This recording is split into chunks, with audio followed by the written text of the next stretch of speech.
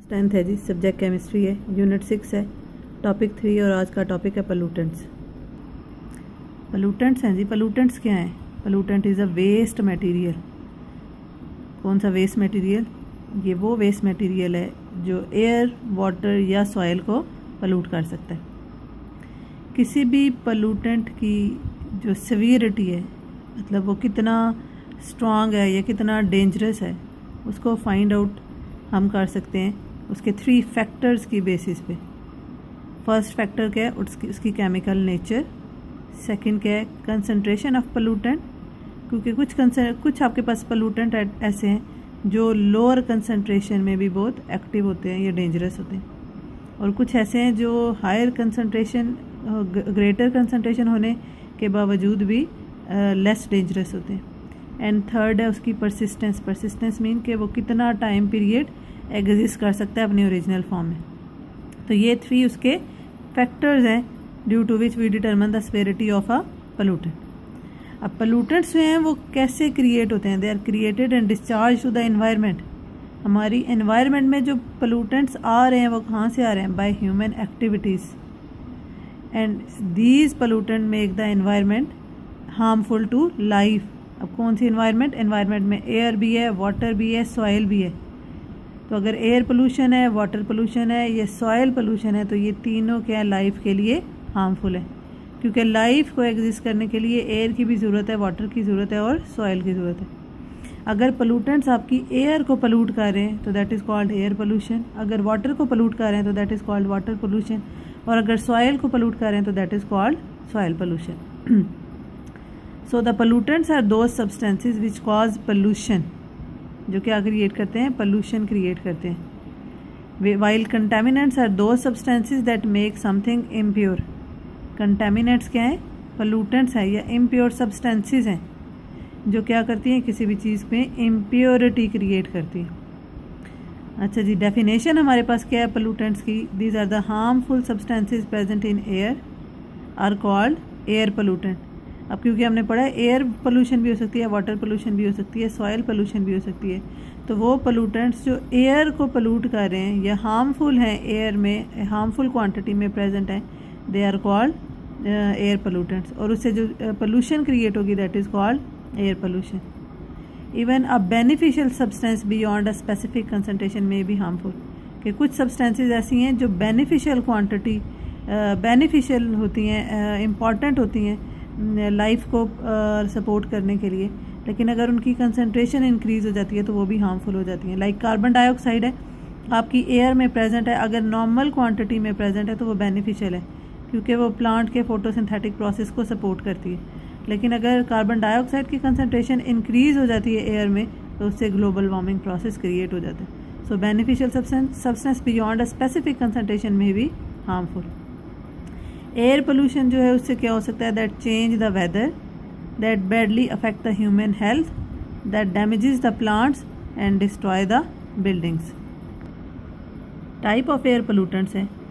Air pollutant की 2 types हैं major, एक है प्राइमरी पोल्यूटेंट और दूसरा है सेकेंडरी पोल्यूटेंट्स। प्राइमरी पोल्यूटेंट्स कौन से पोल्यूटेंट्स हैं? दीज आर द वेस्ट और exhaust product driven out because of combustion of fossil fuel and organic matter. जो फॉसल फ्यूल की बर्निंग और ऑर्गेनिक मैटर की बर्निंग के प्रोसेस से डायरेक्टली आपकी एयर में वेस्ट मटेरियल या एग्जॉस्ट प्रोडक्ट जाते हैं, उससे जो चीज़ क्रिएट होती है that is called primary pollutant. That may be oxides of sulphur like sulphur dioxide SO2, sulphur trioxide SO3, oxides of carbon CO2 and CO, carbon dioxide and carbon monoxide. Nitrogen के oxides हैं, specially उसमें जो use होता है वो कौन सा है? नाइट्रिक ऑक्साइड है NO। हाइड्रोकार्बन में मीथेन है CH4, अमोनिया है और कंपाउंड्स ऑफ फ्लोरीन है। ये सारे कौन से हैं? Primary pollutants. लेकिन सेकेंडरी पोल्यूटेंट्स कौन से हैं? जो एयर में प्राइमरी पोल्यूटेंट्स के डिफरेंट केमिकल रिएक्शन से प्रोड्यूस होते हैं। लाइक सल्फर के ऑक्साइड से क्या प्रोड्यूस होगा? Sulphuric acid. कार्बन के ऑक्साइड से क्या प्रोड्यूस होगा? Carbonic acid. इसी तरह से नाइट्रोजन के ऑक्साइड से क्या प्रोड्यूस होगा? Nitric acid. और हाइड्रोफ्लोरिक एसिड है, ओजोन है, पर ऑक्सी एसिटाइल नाइट्रेट है PN। ये सारे कौन से हैं? सेकेंडरी पोल्यूटेंट्स हैं। नीचे आ जाए तो फिर जी हमारे पास क्या है? सोर्सेज ऑफ पोल्यूटेंट्स हैं।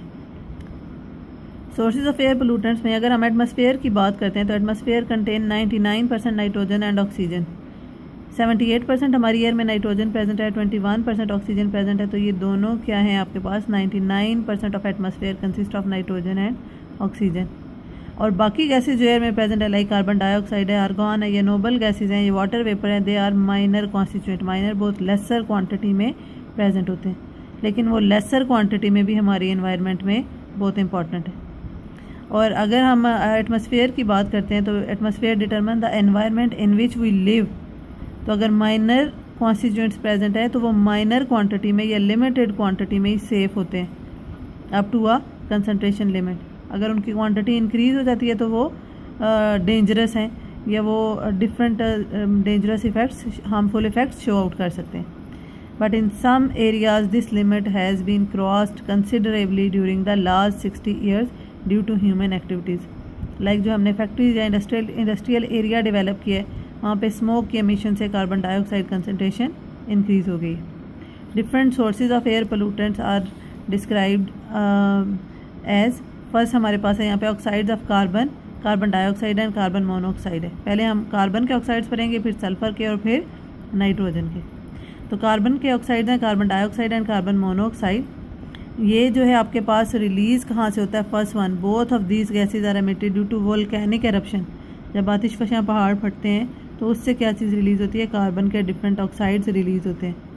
And decomposition of organic matter naturally, जो ऑर्गेनिक मैटर है उसमें आपके पास मीथेन, इथेन, प्रोपेन या आप कह सकते हैं हाइड्रोकार्बन प्रेजेंट है, जिसके कंबस्टन से या डीकम्पोजिशन से कार्बन डाइऑक्साइड और कार्बन मोनोऑक्साइड प्रोड्यूस हो सकती है।